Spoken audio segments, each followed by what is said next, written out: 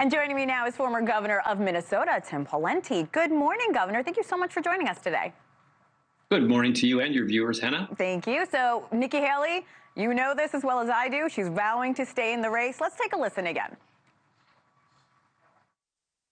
40% is not some tiny group. There are huge numbers of voters in our Republican primaries who are saying they want an alternative. I said earlier this week that no matter what happens in South Carolina, I would continue to run for president.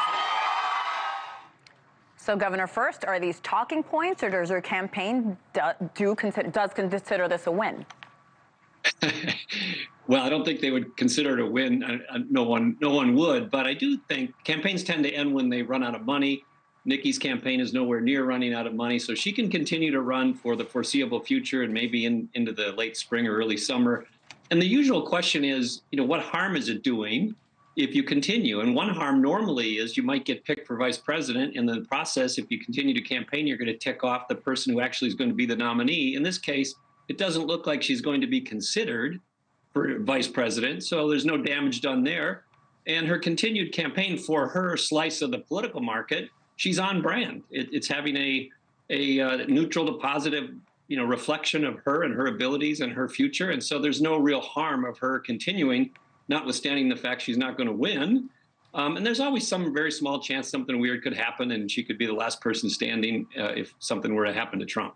We're looking at the results from last night. We were a moment ago. Nikki Haley repeatedly saying, hey, I got 40%. That's not a small number. What does that say about the state of the Republican Party, sir? Well, it says that a significant majority prefer Donald Trump.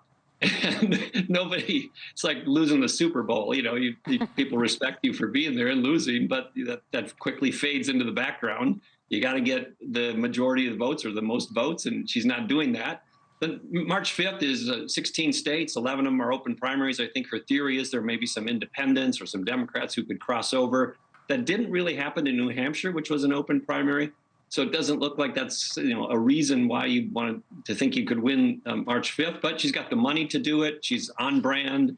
She's causing no harm really to her future. So I suppose she figures, why not? But Donald Trump's going to be the nominee unless something existential happens. Where does Nikki Haley go from here? And Governor, you have such specific insight here because you also ran a presidential campaign. You bowed out very gracefully. How does one do that on such a national stage? Yeah, I think she has a brand, I think, that's positive in the political circles. And I think she's got to think about, is her future in politics in a world where there might be a post-Trump Republican Party? Can someone like her emerge as the next generation of leaders? Although if Trump wins and he has a VP who's capable of that kind of future as well, 4 years is a long time in politics, so you can't assume that's the case. So I think there's a potential political path for her if the Republican Party resets post-Trump. Or, of course, given her skill and her talents, which are immense, I have a lot of regard and respect for her. She'd be a great president, by the way, but she's not going to make it. And she could also go out and do a lot of other things and serve and lead in lots of other ways, given her skill set. I loved your Super Bowl analogy, but that's one game. Nikki Haley staying in the race. How will that impact the Republican Party going forward? Not a lot. I mean, again, I don't think Trump has already moved on. He's focusing on Biden. Most of the public gets the fact that it's Trump versus Biden again. And so I don't know that it's that big of a factor whether she drops out tomorrow or stays in another month or two. Do you think there are any states she can secure for Super Tuesday? It doesn't look like it.